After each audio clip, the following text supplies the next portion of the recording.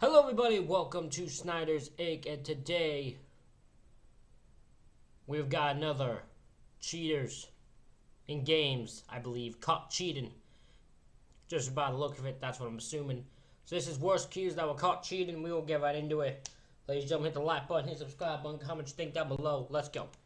Iconic moments over the years from gaming cheaters. Iconic ones that come to mind like Cody Miller's GDQ run, I forgot how to do this part. that guy pretending to beat Mario 64 blindfolded, Dream in Minecraft, Dr. Disrespect and his wife. I've been unfaithful. But as it turns out, while there are these higher profile cases, there are a lot of other instances of cheaters who have gotten caught in various different ways and at different levels and different scales across all of gaming. Especially with the rise of speedrunning in one side of things and competitive multiplayer games on the other side of things, it's not hard to find leagues that have been affected by cheaters. Like for instance, let's talk about this oldie from Call of Duty 4 back in 2007. It's not an instance of blatant cheating like having mods in your Call of Duty lobby or using a modified controller or anything like that, but back in the early days of first-person shooter esports, Call of Duty 4 had a pretty big competitive scene with game battles and even ESL hosting events. But all the way back in 2007, one team known as Fat Games ended up drafting Tom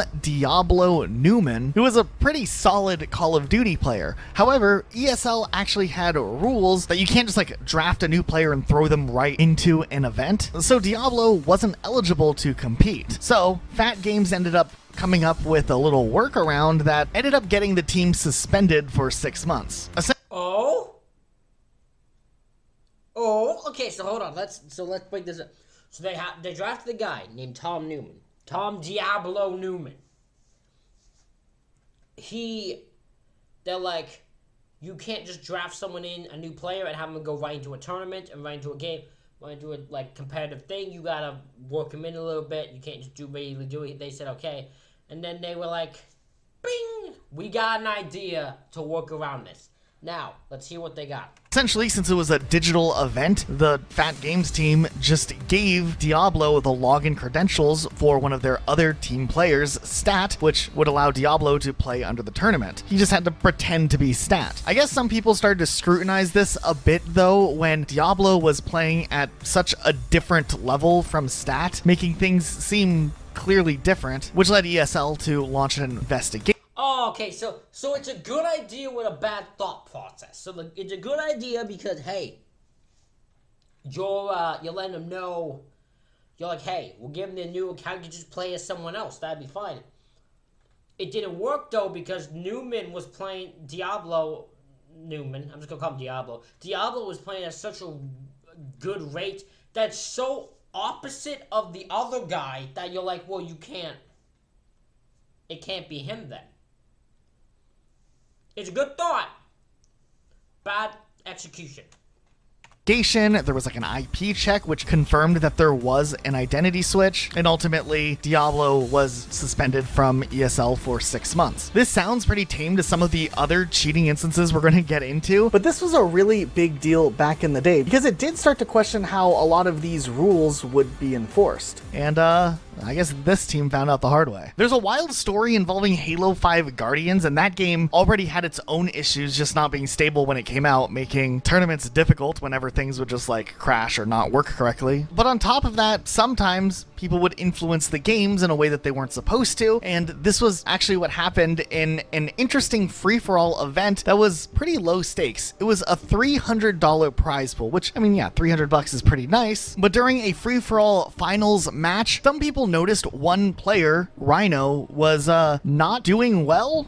He was doing really, really bad, which quickly led to speculation that Rhino had been intentionally feeding kills to other players in the game, potentially. Matter of fact, as these accusations started to gain more traction, Rhino took to Twitter and openly admitted that he was I was going to lose another Beyond FFA in the finals, like my 12th one LMAO.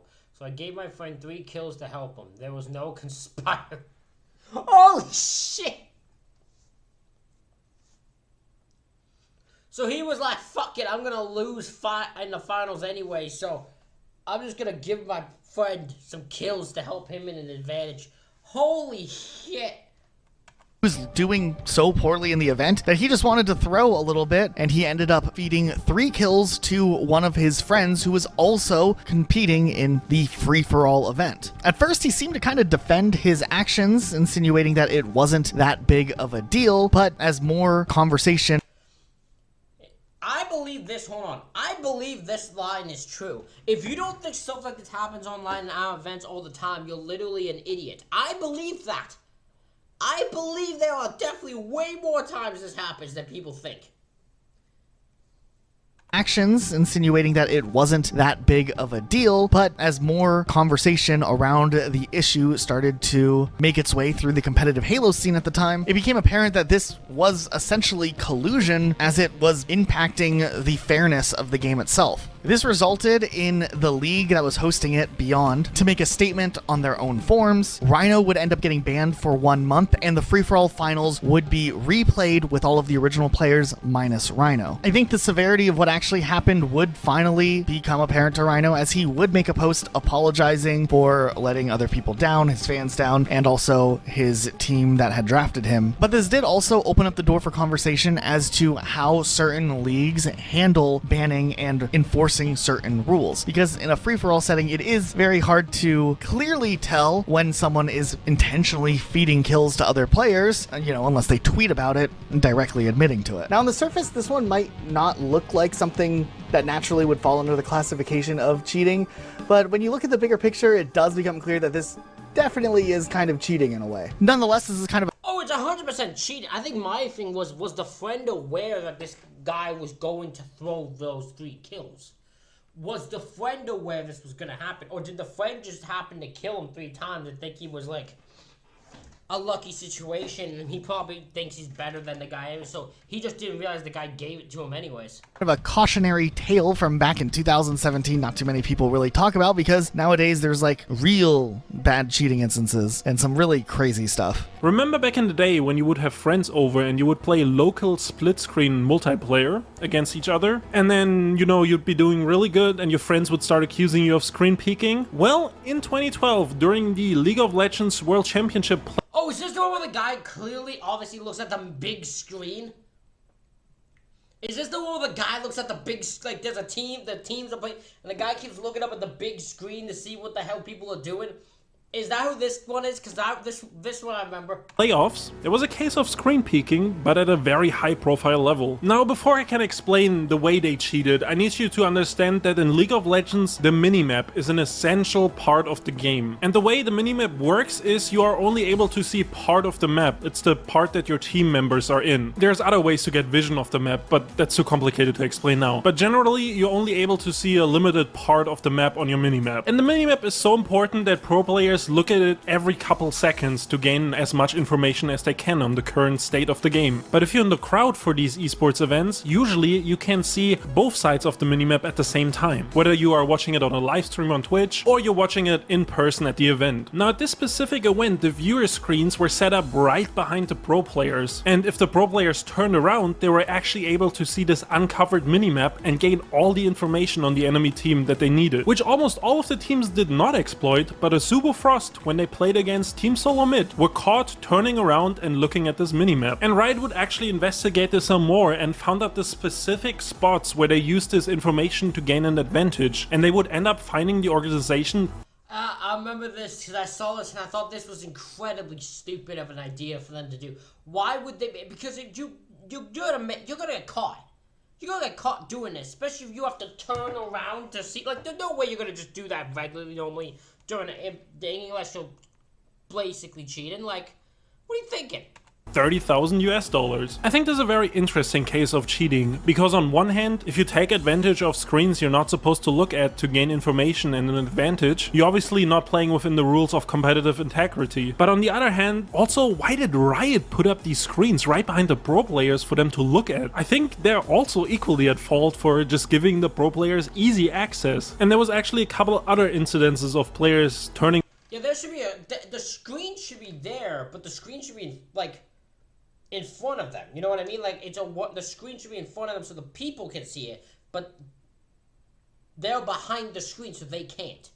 around and it being questionable, but most of them didn't matter because the games were restarted anyways, and that's why Azubu Frost was the only team fined, because they did actually gain an advantage from it. But yeah, I don't know, I feel like there's two parties to blame here. H1Z1 is a game that not too many people think about anymore. May it rest in peace, but what a wild experience that game ended up being. But there is an interesting story from back when the game was relevant, before the license and ownership of the game was moved around a bunch of times. This one's kind of a weird win, because a lot of the times when a game doesn't have an anti-cheat system built into it, great games that like blow up overnight can often get destroyed from the inside out when there's a bunch of cheaters in it. And back in the day, one of the H1Z1 developers was actually watching a game in real time, and obviously since he's a developer, he has like access to administrative controls in the game, and he was watching someone who was suspected of cheating, and he was pretty sure the guy was already cheating, but he wanted to make sure and see if they were aimbotting and how that was playing out. But bro was taking forever to find someone to shoot.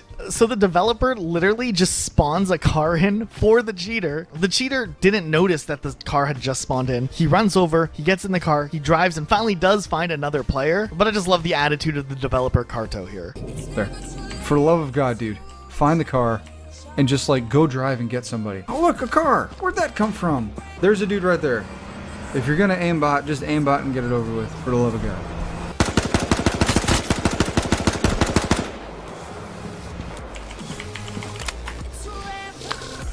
All that. At least we got him, chat. At least. That's... I won't know what would be worse. Getting kicked out of the game, or knowing that the guy who kicked me out was not because I was reported by people, but because the guy who made the fucking game itself fucking watched and kicked me out. Oh, I don't know what's worse, just getting kicked out or that. I think it's this. The fact that it was him, the developer of the fucking game that kicked me out, is what makes it worse.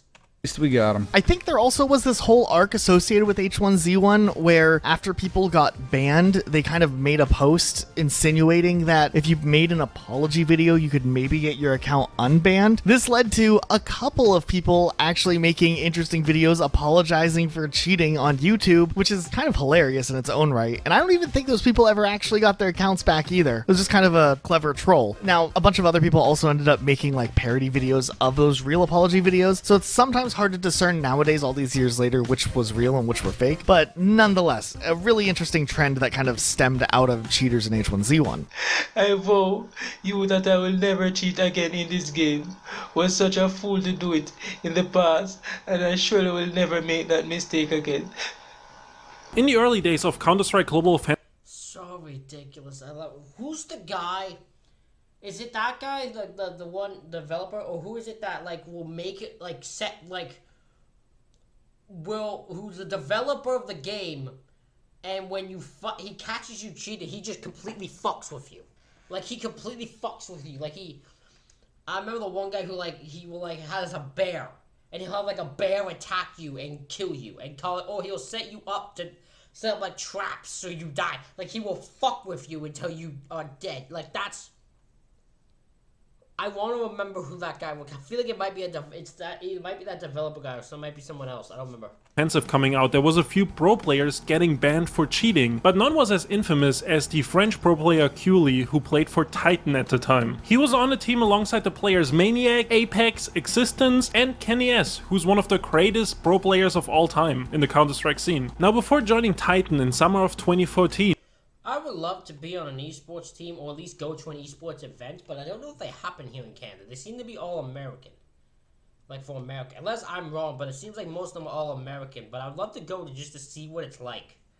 Cooley and his previous team would actually win DreamHack Valencia 2014 and place third at ESL 1 Cologne 2014. So this is a player that, placed very high on some of the biggest Counter-Strike tournaments at the time. And because of that, in September, he was able to join Titan. And the team would start setting their eyes on DreamHack Winter 2014, which was the next big tournament coming up at the time. And this team definitely was stacked, and they were one of the top teams of the year. But everything changed in 2014 when Cooley would receive a Vec banned for cheating. He was immediately suspended from his team and went on to make a statement on Facebook which read, "As you saw yesterday, I was banned by Vec, and unfortunately it was justified. I want to say I'm really sorry to all the people who supported me. I am aware that with this bull, my career is now over and my team is in a very bad position. They did not deserve that." He then also goes on to talk about how, you know, this hacker convinced him all the pro players were doing it and he only used it for 7 days. You know, just the standard stuff that a lot of cheaters that get caught just start yapping about, how they didn't mean to do it and blah blah blah. And after that, immediately all the highlights he had hit over the years were called into question. And the most notorious one that I remember was this clip that he hit against Virtus.pro in a 14-15 match point round, where he comes up from CT spawn, jumps up to look onto A side and just headshots this guy, which then would win them the game. Now, we never found out 100% which moments he was actually cheating in, and we probably never will, but it's fair to say that, you know, a lot of people just don't believe he was skilled at all anymore and, you know, just a dirty old cheater. Now, while he obviously deserved his vacation and the suspension from Titan, what was unfortunate is that Titan as a whole was disqualified from DreamHack Winter 2014, alongside another team that actually had a pro player caught cheating that was also suspended. And that's kind of how Cooley's career phased out and ended.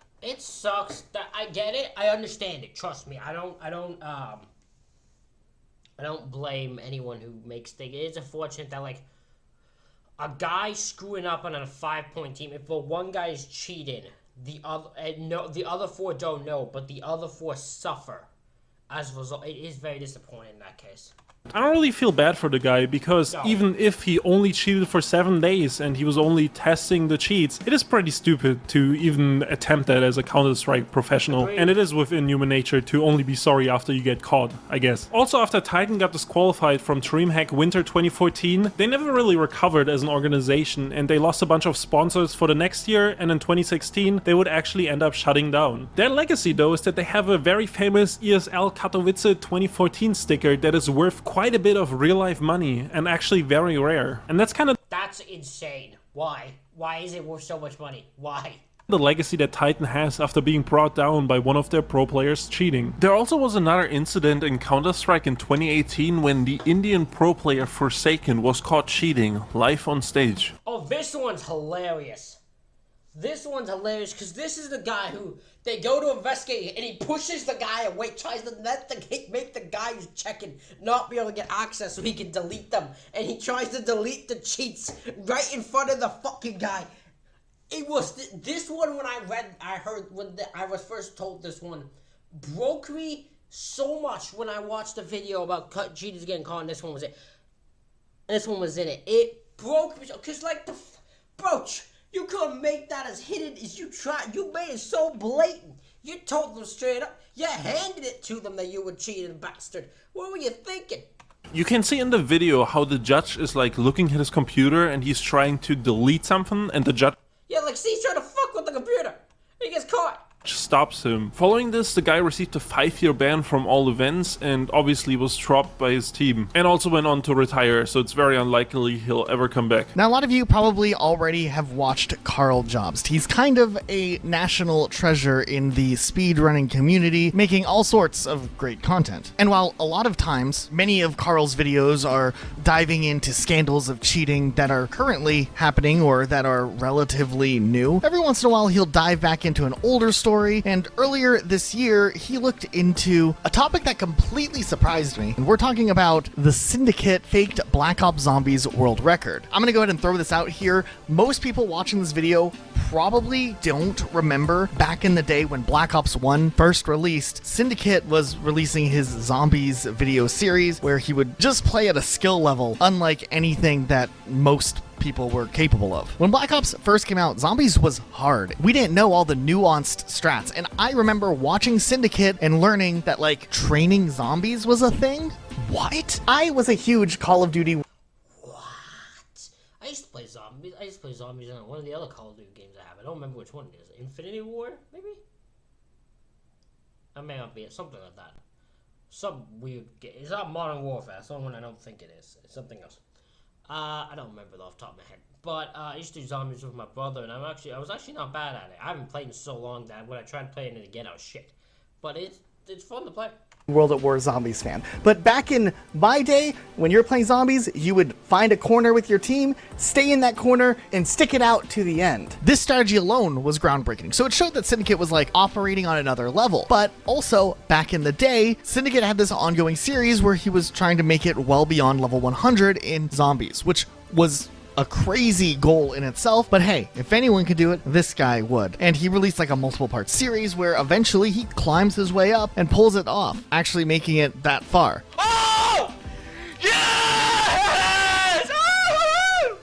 Here we go, ladies and gentlemen. Now, Syndicate really gained a lot of popularity back when Call of Duty Black Ops released, and this was like a series he did. But he would see another major boost in popularity a couple of years later when he rode the whole like Minecraft popularity run. Like, Syndicate definitely became extra famous for his like Minecraft series, capitalizing in that first like Minecraft boom of like 2012, 2013. However, lo and behold, people in the Call of Duty Zombies community have been speculating ever since that video series released that maybe there was something weird in Syndicate's Zombies run, and since it wasn't like a straight VOD, you only had these series of videos to be able to dissect and look through to try to gain enough evidence to prove that they aren't real. Carl Jobs has a great video detailing the evidence that was stacked against him and the inconsistencies that lead many now to believe that the Zombies video was faked. And here's the thing. Now, allegedly, halfway through... Okay, so here's the thing. My game crashed after the Round 69 hype video I posted, so I had to redo the run. So I picked up where I left off. I understood the confusion of me talking about the downs, etc. But I literally picked up where I left off as it was the same run. No fucking way. That's not how it works. The game crashed and Syndicate decided to like bring himself back up to that level and continue on by modding his game. Okay, sketchy, sus, whatever. Years later, when that became uncovered, he should have just come clean about it blatantly and easily. But I think the real reason he never really wanted attention on it was that that series was so pivotal in his initial growth. And I think admitting to that would also, well, inevitably be him admitting to cheating, which is what he was doing. And maybe it wasn't just a single crash, but a much more intentional misdirection than whatever he had led on in the past. What's even weirder is that nowadays Syndicate doesn't really address the controversy. He did do a 10-year anniversary Zombies gameplay celebrating 10 years since he did his 100+ run, which also, I mean, come on, dude, you're already having people accuse you from back then. Kind of weird to try to like bring it back up and act like it's not a big topic. But also, I don't know if Pro Syndicate necessarily has the best like track record with some things. I just think to the... Oh. Yeah, I don't believe that he just restarted where it was and he modded his game, which only makes it, which screws it up. So yeah, I think he cheated. I don't know how. I have to watch that video to understand how he did, but it's very pretty cut and dry. And then the gall, I will admit, the gall of him to like know everyone thinks he's cheating 10 years later, be like, hey, look, it's the 10-year anniversary, I'm gonna do it again. Like, boy. The CSGO Lotto controversy a few years back. I don't know how I feel about this one. On one hand, it's something that happened so long ago that's like, okay, it's just like something that happened, right? You come clean, you admit it, you move on. There's a lot of people in the speedrunning community who, when they were younger, cheated something or, you know, whatever. They told their story, they came clean about it and moved on, grew from it. But then it's another thing when, like, you refuse to acknowledge it, avoid it, do an anniversary event of it. I don't know. Maybe I'm wrong with this. Maybe I'm too cynical, and if I am, you can let me know. But yeah, I don't know how to feel about this one. Let's play a quick game of were they actually... I don't know if it was, yeah, I don't know if it's, like...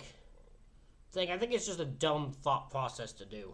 cheating the whole time. Back in 2020, during a Rainbow Six scrim match, a smaller streamer by the name of Franco R6 was accused of potentially cheating on a game on Canal. During the stream, it looks like you can see some boxes here, and his reaction to potentially exposing himself as a cheater is pretty entertaining to watch.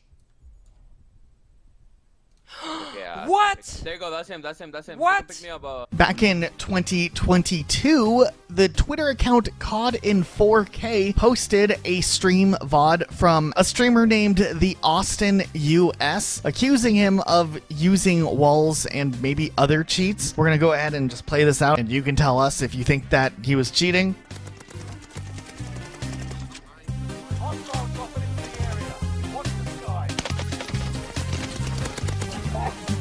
After this tweet went out, the VODs were deleted, and eventually the entire Twitch account would be deleted as well. There's this infamous clip of a Valorant player, Solista, getting banned on stream, and this person was already like a little bit sus because people were paying attention to the gameplay. He would like wiggle his mouse around and wouldn't shoot when he was getting some crazy kills. He later would update his Twitter bio to claim that he uses the spacebar to shoot, like he had remapped it to the spacebar, which is wild gameplay in itself, but I don't know. Do you guys think he was cheating? Do you think Valorant was right to ban him? And then some of you might remember back to a little bit of a more controversial issue. In 2021, the community manager for G Fuel and a Twitch partner known as Cursed was essentially accused of scripting or using scripts, which are basic cheats that essentially adjust things like recoil and are definitely against the rules so that he could perform better in games like Rust. And he denied using scripts, even though a lot of people were very, very suspicious of this. However, eventually, after enough questionable clips started to be gathered, he was pretty much caught cheating live on Rust, and he would eventually move forward and confess to the fact that he was cheating. Now, there's this thing where like sometimes cheaters downplay how much they were cheating, or they say that they only had just tried out cheats for the first time. Not sure if I buy that, but what do you guys think? Are these clips as questionable as they may seem? There's a little bit of a longer dive into this by YouTuber Bryce Bread that might be worth checking out. This next one comes out of Apex Interesting. Those are all interesting that 3 people got caught cheating. By the way, using a spacebar to shoot sounds fucking awful. So it's absolutely fucking awful. I'm just gonna say that. Legends, and it actually is a very recent one, only happening earlier on in 2024. And it's actually one of the weirdest cases of accidental cheating. I mean, does this even count as accidental cheating? Compromised cheating? Let's back up a little bit. So back at the North American ALGS regional finals for Apex Legends, there was some sort of hacking incident that allowed for a cheater with the name Destroyer to compromise the account of the players who were playing in the majors. It almost seemed like a fully random event, but during the third game of the day, a player known as Jen Burton was the target of one of the first hacking attacks. His account was randomly compromised, and all of a sudden he could see enemies through walls and had no control over his actual aim. The cheater was even like spamming stuff in the text. The stuff was pretty crazy here, and I'll be honest, an onlooker might look at this and be like, oh, the dude just had his cheats revealed and accidentally streamed it, as we've seen stuff like this happen in the past, and he got caught, and then he's like reacting like he's getting hacked. And while I think that could have been a fair assessment for a casual onlooker, in game 4, another player, Imperial Hall, ended up becoming a victim of a similar situation where his game was hijacked, but this time was given an aimbot. Yeah, shoot now. I'm cheating. I'm fucking shit. I got aimbot. I have aimbot. This match ended up getting abandoned, and an investigation was launched. And as it turned out, there was a crazy kill during that third game when the account got hijacked that later would surface, which, yeah, showed that this whole thing was just messed up. I mean, I'm gonna be honest. The hacker, kind of sick. The hacker just like, I'm gonna put bots in these people's shit. I wanna fuck with this entire tournament. He just started to fuck with this entire, that's funny as hell. They thought the people in it had some integrity and were like, hey, look, I'm cheated, there's cheats on my thing, I don't know what the hell's going on. They like going thing, I don't think they played. So, at least I'll give them the thing for having integrity. I'll give them the respect for that. They deserve for having integrity and not doing it. Because there's some people who would be given the cheats and would immediately take advantage. Like, I'm gonna use this. So, I mean, cheating aside, it is kind of funny though that this player got, that's what I'm saying, right? It's very funny. Arrowed from completely across the map when the other player wasn't even looking at him. And I mean, I'm glad they were able to figure out that there was something weird going on. I mean, how does someone compromise an account in the middle of an event here? So with this situation in mind, ALGS ended up issuing a statement and announced that they were suspending the regional finals because of this hacking event, and it looked like things would be rescheduled for later on. This was a pretty unprecedented attack at an event, like this hasn't happened before, but it did bring up a lot of fair conversations about the state of Apex Legends and cheaters. I mean, cheaters aren't just cheating to win their own games now, but now they have access potentially to compromising other players' in-game sessions. That's actually insane. After this event happened, Easy Anti-Cheat, which handles the anti-cheat for Apex Legends specifically, issued a statement saying that they were confident that there were no vulnerabilities in their system and that something else must have been the main exploit causing all of this. This next part is a little bit harder to fully understand, but after this whole incident went down, a lot of people kind of investigated stuff on Twitter looking into potential issues with Easy Anti-Cheat, where some people think that Easy Anti-Cheat was just trying to like cover up the fact that they may have a vulnerability because they do have a very large customer base of. Here's the thing. Most anti-cheat things, they have a slip up. They have a moment where someone can get it. I doubt there was a single anti-cheat thing that has not been fucked around with. Right? Like, it's not the worst thing ever. We'd be like, hey, look, someone somehow found a way in. We're working on it. We're straightening it up. It's just, I don't know how they did it. We're working on it. We're working on figuring it out. Don't worry. Like, that's all you gotta do. I doubt every game will be like, we can't work with them no more. They've had one person cheat. No one does that. Like, they didn't need to do that badly. Of a ton of games, like a long list of games that use Easy Anti-Cheat as their main anti-cheat system, and if it straight up is not catching people compromising other accounts, then something is kind of maybe really awry here. I mean, let's be real, a lot of the times anti-cheat systems don't work, and a lot of players do get through who are playing not legitimately. I mean, look at Halo Master Chief Collection, for example, which uses Easy Anti-Cheat. There was that whole issue from a while back where players were going in, changing their names to appear as other usernames. Then they would cheat in-game and then get a ban, but the ban would be applied to the person who had the original username. Awesome. I guess this is a... Gotta be you're watching that shit. That's what I'm saying. I don't see. That's not a slip up. That's a you can't do your job. That's a bad one.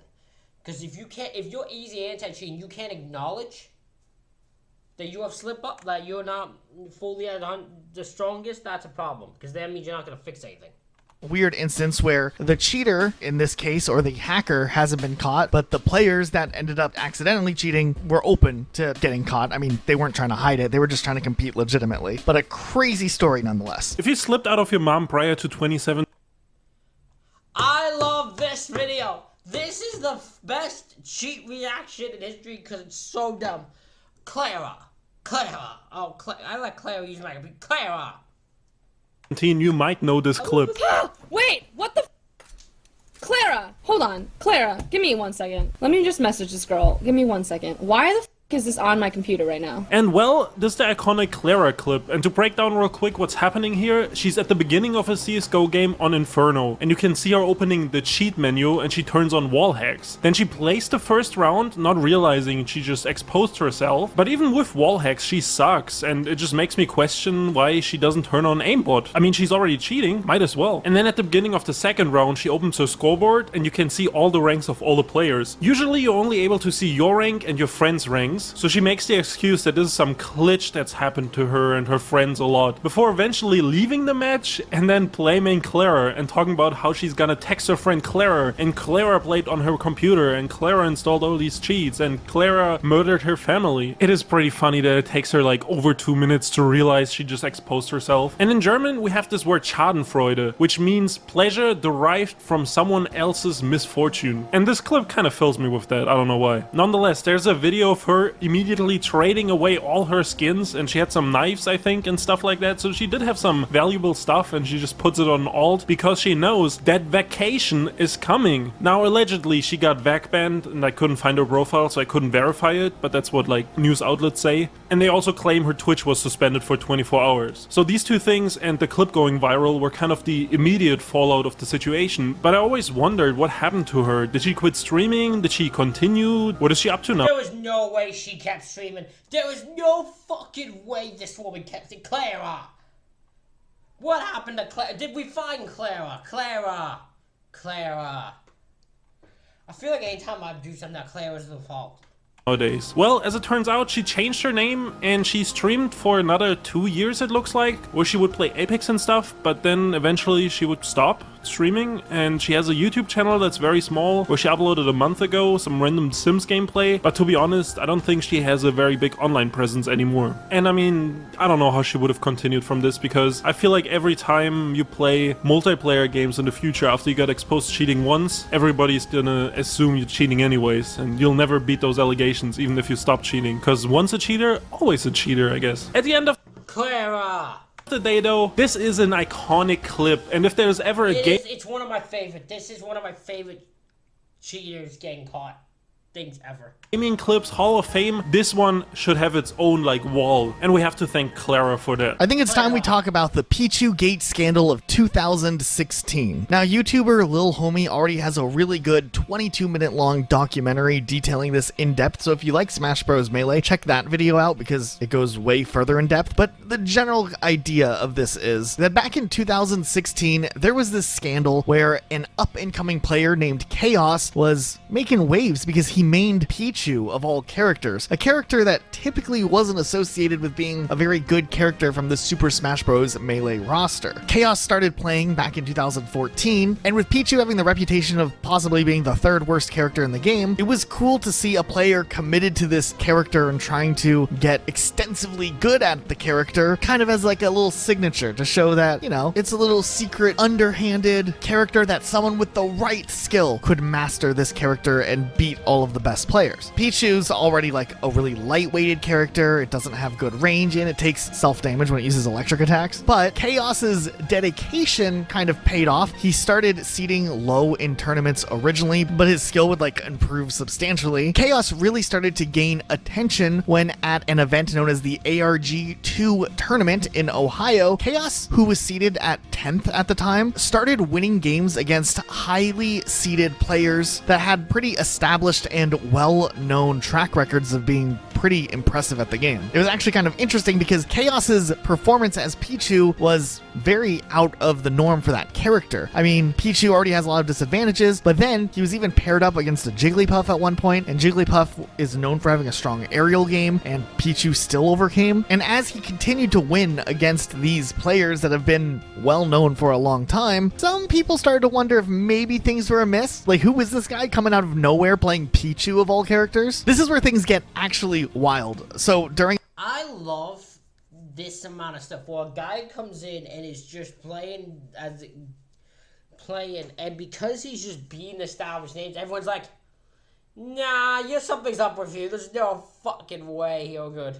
Another Smash event called Melee Fest, other players decided to copy the SD card that was on the Wii that was playing Smash Bros. Melee and swap it back into the Wii before Chaos would notice, and the information found on the SD card ended up being really damning. As it turns out, Chaos, who was... Okay, that's pretty genius. Okay, I'm not gonna lie, that's pretty smart.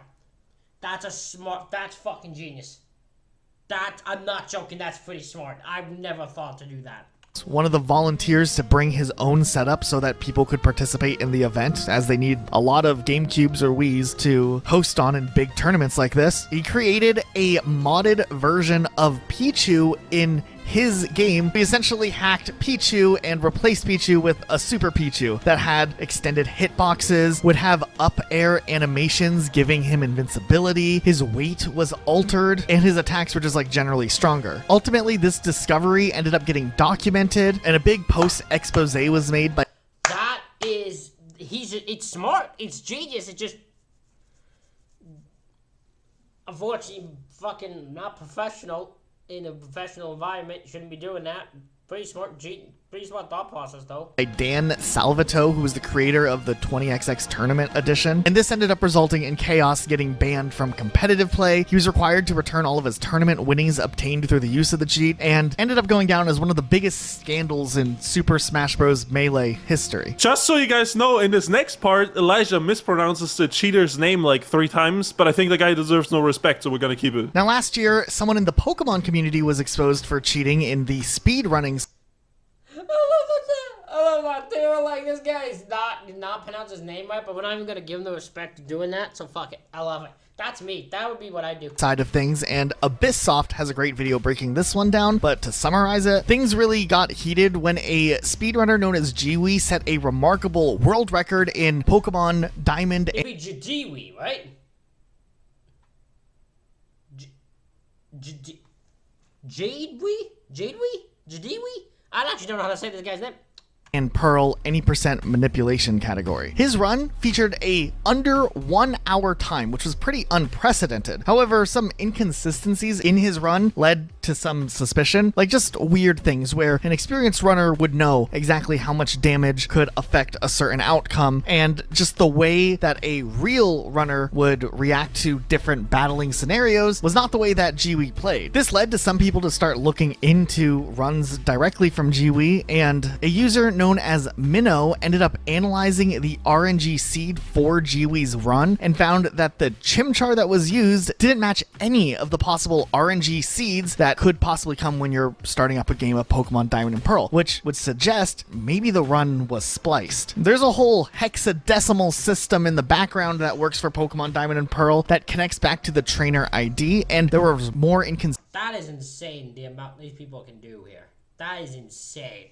inconsistencies there, which added up more evidence that wasn't right. And on top of that, the runner, Jiwi, was kind of acting a little bit strange. Like, he pre-announced that he was aiming to try to get the under 1 hour time before he did it. He had organized these races where he would show off his runs, and during the races, he was potentially getting these like crazy times, which was like, yo, what are the odds of that happening? This followed up by like weird evidence. For instance, he said like he didn't have the capability to record locally because of PC limitations, but then like his skills with editing seemed to kind of like contradict some things. He definitely made some sus statements that were contradictory or suspicious at the least. And then of course, right when the investigation is really starting to pick up and, you know, the evidence is stacking up, Jiwi announces his retirement from speedrunning. Interesting. But at the time, he didn't. And he's like, they're like, hey, people they cheat. Well, you know, you can't suspect me because I'm retired. I've retired, so now you can't look at me. Now you'll never be able to. You'll never know. I am officially retired, so you have to actually stop your investigation and acknowledge that I'm a legend. That's just the way it is. That's the law. That's the law, right? I'm going back to school now. I did thank you. You can now talk about how great I am. We don't need to investigate because, you know, you don't want to investigate a retired gamer. You just don't want to bother. So, we're all good now.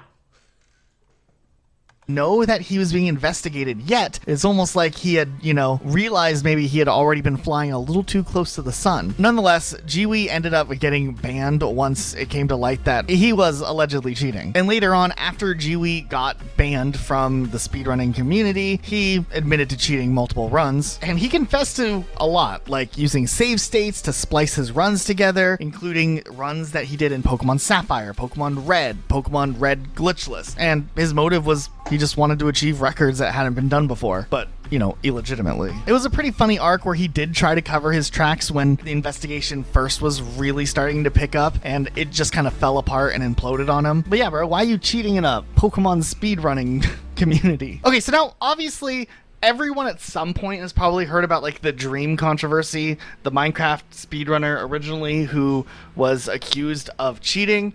I never really cared or followed too much originally when the drama happened, but I know, Luke, you are a big Minecraft fan. Indeed I am. I used to be a Minecraft YouTuber when I was 14, 15. So, you know, I have Minecraft in my blood. I don't even know why I brought that up. Nonetheless. That's great. I know you don't know as much about Minecraft, but basically Dream was allegedly cheating, was accused of cheating, and increasing the item drop rate during his speedruns, which significantly increased his time, right? Because he's just able to get to the end faster. It's like the ender pearls and the place rods need to get to the end, like to fight the dragon. and that's how you enter speed. I don't know, you've probably seen a Minecraft speedrun, right? Yeah, I mean, I've seen a little bit of it. And that's just like the thing. And it was on the version 1.16, right? Specifically. So then what was the whole controversy? Did he say he didn't cheat? Yes, he denied it for a while, but I mean, the drop rate was obviously fake, and there was something like where like the chances of him getting this drop rate were like 1 in 177 billion or something. So like insanely small odds of him getting this run. And then eventually he came out and he admitted that he accidentally had a mod on from one of his video series he did that would increase it. Accidentally had a mod on, eh? Accidentally, Dream?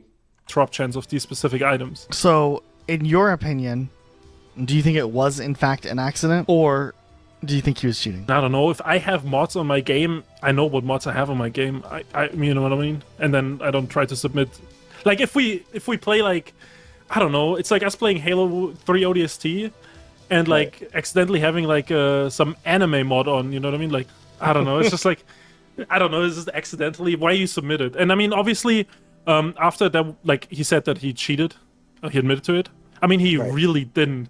I mean, he said it like really vaguely. He said something like, I tracked the mods on speedrun.com through the mod, even though they were mostly right. So like he didn't even fully admit to it either, you know what I mean? But like, he did cheat. That is interesting. The fallout of it was like, he got all his other records taken down. He's banned from speedrun.com. But the speedrun stuff kind of like catapulted his career in a way, right? That like made him more relevant in the Minecraft community? No, he was like, I think he was most famous for just being good at Minecraft.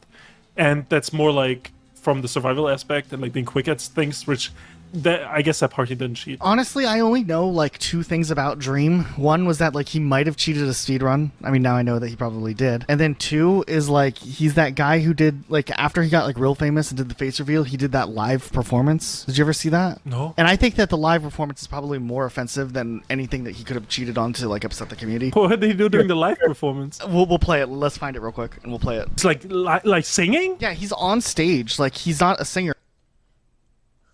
Is this just him? Okay, we'll skip to Moist Critical's favorite fucking most thing and the most pettiest man in gaming, Billy Mitchell. That's wild. Do we talk about Billy Mitchell and risk our channel getting sued? Allegedly, Billy Mitchell. Lawsuits pending. Lawsuits pending. We have to say that. Yeah, there are some lawsuits. I don't need to say it because Billy Mitchell ain't gonna have the balls to sue me. So Billy Mitchell cheated. He cheated. It's blatant. It's fucking completely obvious. He fucking cheated. This little shit is gone away. It's calls up the greatest gamer in the history of the century or whatever the hell it is. Something like that. Some fucking ridiculous.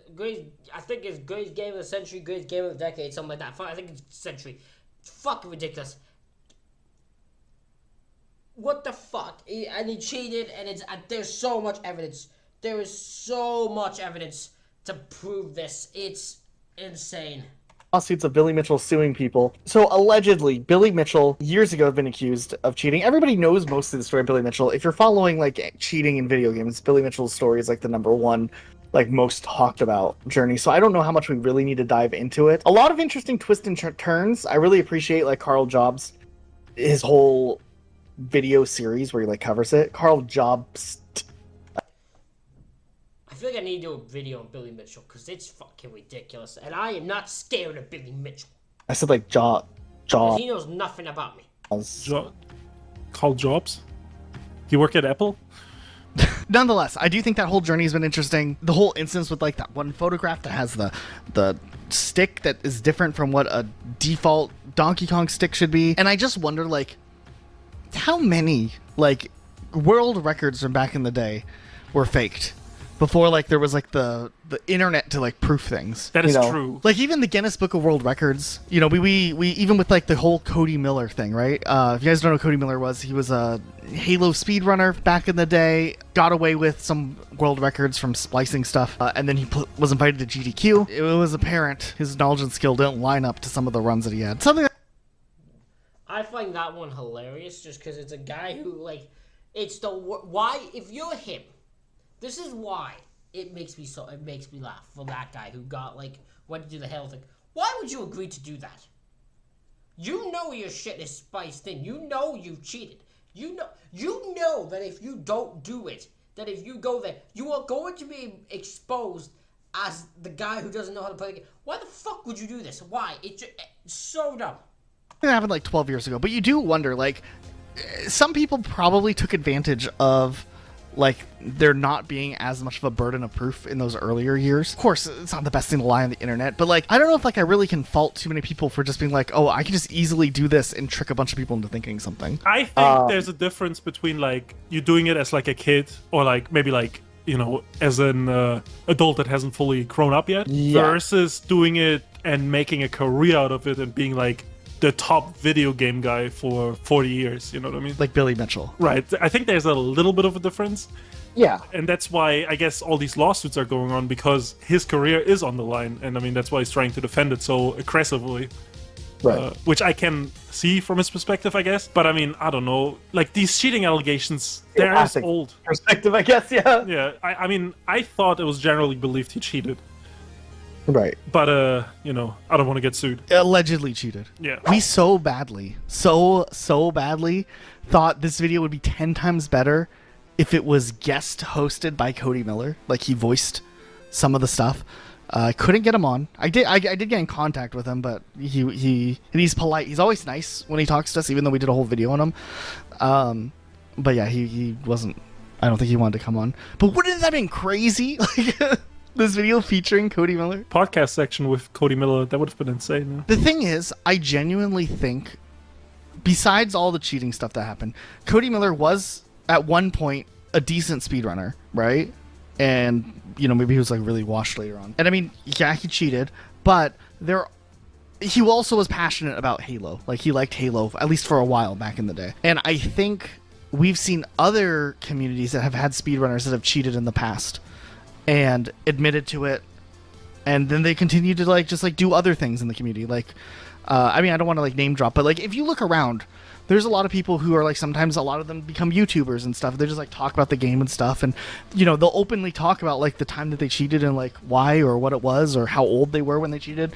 A lot of times it's, like, just some kid, you know, just memeing, or another time it was to, like, make a point about, you know, the importance of verifying runs and stuff like that. So there's a lot of stories out there. So I don't know, like, I think nowadays, knowing the repercussions, the consequences, the attention that happens, to cheat in, like, the last 10 years is way worse, I feel like, than someone who might have cheated in, like, the earlier years of, like, leaderboards just being like, It's just the whole thing and not going into what. Yeah, okay, so they're just talking about this guy, so we'll go to this, see what the youngsters cheated. Yeah. okay, so Luke, I have a question for you. Yeah, hit me. Have you ever cheated in a video game? Yes. Okay, let's hear it. There was, like, the server browser on Counter-Strike Source, and there was, like, anti-cheat disabled servers, and, you know, I would just join them with hacks on. Like, the understanding was when you joined these servers without anti-cheat on, everybody was cheating. Oh. I never cheated in an official setting. So it was, like, where you were allowed to cheat. Yeah, you couldn't get banned for it. I have 2 instances where I cheated back when I was a youngster. I think one of them was when I was 12. I had an action replay for my Nintendo DS, and I would play competitive Pokemon online. Like, you have to, like, go to, like, a chat room, get the friend code, add them, and honestly, it was just out of curiosity. I wanted to see if the action replay would work online. I held down the back button, which was a code where you could one-hit KO any Pokemon with the back button.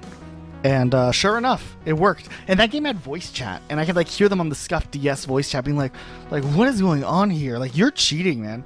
Dude, I felt so bad. But I didn't stop. I continued to cheat for the rest of that game.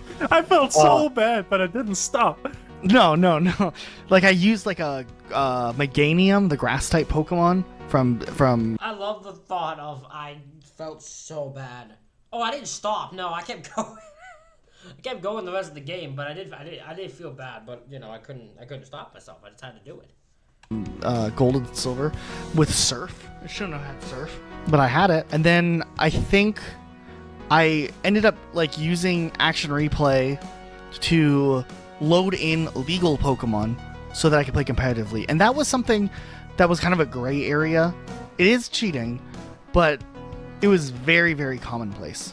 where like as long as the Pokemon were legal and they were within the same stats of what you could get legitimately, people usually never questioned it. Nobody would say they were doing it, but everyone was doing it. Yeah, there was no way like people were randomly just like leveling up some Pokemon to level 100 in one, you know, a couple of days for their new team. I mean, I was 12, and then I mean, it really does ruin the spirit of the game. Like, what's the point if you can just win? I've never cheated in a game, mainly because one, I don't feel like doing so. If I suck at a game, I want to be known for the fact of how bad I am at a game. Two is because I just don't care enough, and I don't have the ability to. Those are the three reasons. I want to keep my integrity of being shit at video games. I want to. I don't care enough to cheat about any video game to cheat at it, especially because I ain't winning no money. I'm not competitive in any game, and I don't have the ability to even if I want to. So, only video game I got that I can play is Fortnite, and you can easily watch that to tell I'm not cheating because I fucking, and most of the time, very shit at a game. I have my few games where I am pure, where I can dominate, but most part, I am pure, undeniably shit. And then I had some people use cheats on me a couple of times. It was just kind of lame. Like I wasn't like mad, but like you just kind of think of them as a loser. And then I didn't want to be a loser, so then I didn't cheat either. And then my other cheating story is once again another gray area, and we've talked about it before. But it technically is not cheating, but I definitely in Call of Duty, whenever there was like a glitch to get to like a secret spot out of bounds, like I'm all about that. So some people think that that's cheating. I think if it's in the game, it's allowed, like it's the game's fault for letting it happen because it's a mechanic. Because like, how do you draw the line? We talked about this in a previous video, but like, how do you draw the line? In the most recent example is something I will admit to doing in Modern Warfare 3, the newest Call of Duty. It was on the sub base map, and I jumped up onto this like little cable that you can get onto by standing on a shield, and then I ran up the cable, and from the cable you can jump on top of the building, and it gives you this awesome sight. And I was like, I can't believe this is in the game. This is gonna get patched out. So you did it a couple of times, right? When they patched it out, they only blocked off the jump to the building, not the whole trick jump onto the cable. So it's like, they made the decision in the patch that the cable is legal. You can be on the cable, but not the building, right? So it's like, how do you discern? Unless they put the boundaries in themselves, you can't like discern like what is or isn't okay, because technically the cable is a trick jump to get to, but it's not out of bounds or illegal. So I don't know. I think it's a case of hate the game, not the player. There's a story from the Black Ops 2 days that we'll put some footage on the screen of here. But competitively in Black Ops 2, there was accusations of players using like a blur effect that's built into the game, where if you stand in certain locations, your vision will become blurred or unblurred based on where the other players are on the map. It was kind of an unspoken rule that in the competitive scene you don't do that. But when a competitive game gets really close and the stakes are higher, sometimes those accusations would pop up from time to time, accusing the other team of doing it. And there are clips out there of players randomly staring at walls in what could be considered those like glitch spots where you could do the blurring effect, that you could tell where people were on the map, essentially, if you had the right map awareness, right? Like, you know, if my screen is blurry right now, then they're in spawn. Kind of like that. Not an exact example, but it was like that. It became like a really, really hot topic for a while as to whether or not that's cheating or not cheating. Ultimately, I think it's something that's in the game.